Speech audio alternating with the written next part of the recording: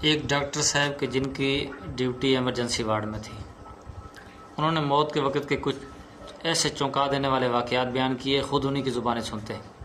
وہ فرماتے ہیں کہ ہمارے ایک حافظ قرآن کی بیوی کو گردن توڑ بخار ہو گیا اور وہ میرے وارڈ میں داخل تھیں، علاج سے کافی افاقہ ہو رہا تھا۔ ایک دن شام کے وقت مجھے وارڈ کے نرس نے ٹیلی فون پر بتایا کہ وہ بیوی اونچے اونچے کلمے پڑھ رہی ہیں۔ میں گھر سے بھاگا، جب وارڈ میں پہنچا تو وہ اللہ کو پیاری ہو چکی تھی۔ یہ مرحومہ نماز روزے کی پابند اور حافظہ بتائی جاتی تھی۔ اسی طرح ایک نوجوان دل کے مرض میں میرے پاس زیر علاج تھا۔ میں اسے دیکھنے گیا تو وہ ریڈیو پر گانے سننے میں مشغول تھا۔ مجھے پتا تھا کہ اس کا مرض لا علاج ہے۔ میں نے اسے قرآن پاک پڑھنے کی ترغیب دی تو کہنے لگا کہ میں حافظ قرآن ہوں، قرآن بھی پڑھتا ہوں اور گانے بھی سنتا ہوں۔ میں نے پوچھا کہ کون سا کام زیادہ کرتے ہو؟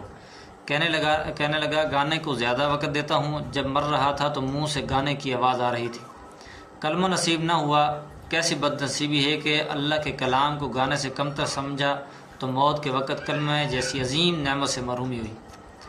اسی طرح ایک ڈاکٹر آخری وقت میں ریڈر ڈائجسٹ طلب کر رہا تھا اور ان کی بیگم پاس کھڑی کلمے کی تلقین کر رہی تھی۔ جب وہ فوت ہو گئے تو ان کی بیگم نے بتایا کہ انہیں ریڈر ڈائجسٹ پڑھنے کا بہت شوق تھا، کیونکہ یہ ان کی محبوب چیز تھی، اس لیے موت کے وقت بھی اس کی طلب تھی۔ ایک ذمہ دار موت کے وقت بار بار یہ دریافت کر رہا تھا کہ بھینس کو چارہ ڈالا ہے۔ یہ شکایت جب اس کے رشتہ داروں نے آ کر کی تو میں چونک اٹھا اور سمجھ لیا کہ اس کا آخری وقت ہے، کیونکہ اس کی ساری زندگی بھینس اور چارے میں گزری ہے۔ اس لیے مرتے وقت وہی چیز سامنے آئی اور کلمے سے محروم ہو گیا۔ اسی طرح ایک مریض ڈاکٹر صاحب نے بتایا کہ اسی طرح ایک مریض میرے وارڈ میں داخل تھا۔ اس کا مرض یکدم شدید ہو گیا۔ میں نے نرس کو ٹیکہ لگانے کو کہا۔ نرس نے ٹیکہ لگایا تو اس کو بہت گندی گالی دی۔ نرس نے دوسرا ٹیکہ لگانے سے انکار کر دیا تو میں نے ٹیکہ لگایا تو مجھے اور گندی گالی دی اور تھوڑی دیر بعد مر گیا۔ تحقیق پر معلوم ہوا کہ گالی دینا اس کا تقیہ کلام تھا۔ ہر بات پر گالی دیتا، جس کی وجہ سے موت کے وقت یہی چیز نصیب ہوئی۔ اسی طرح میرے وارڈ میں ایک نوجوان گردے فیل ہونے سے مرا۔ 3 دن تک اس پر نزع کی حالت رہی اور اتنی بری موت مرا کہ پچھلے 40 سال سے میں نے ایسی موت نہیں دیکھی۔ میں ابھی بھی اس کا سوچوں تو مجھے خوف آ جاتا ہے۔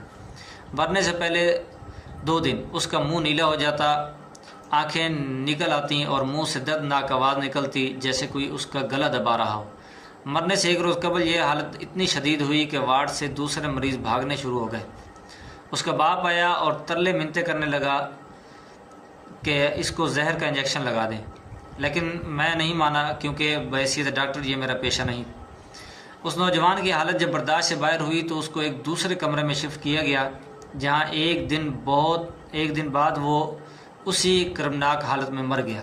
بعد میں پوچھنے پر اس کے والد نے بتایا کہ یہ اپنی بیوی کو خوش کرنے کے لیے اپنی ماں کو مارا کرتا تھا اور میں اس کو بہت روکا کرتا تھا کہ بدبخت ایسا نہ کر، تیری ماں ہے۔ ڈاکٹر صاحب یہ بری موت اسی کا نتیجہ ہے۔ استغفر اللہ۔ یاد رکھیں، انسان مرتے وقت وہی کام کرتا ہے جس کو دنیا میں وہ زیادہ سے زیادہ کرتا ہے۔ اپنے آپ سے پوچھئے کہ میں کون سا کام سب سے زیادہ کرتا ہوں یا کرتی ہوں، اور وہی کام کرتے ہوئے موت آ گئی تو کیا رب کو منہ دکھا سکو گے یا نہیں؟ شرمندگی ہوگی یا نہیں؟ اس لیے اپنی زندگی کو محدود سمجھیں اور اپنی زندگی میں وہ اعمال کریں کہ جو آپ کو موت کے وقت اور مرنے کے بعد آپ کے کام ہیں۔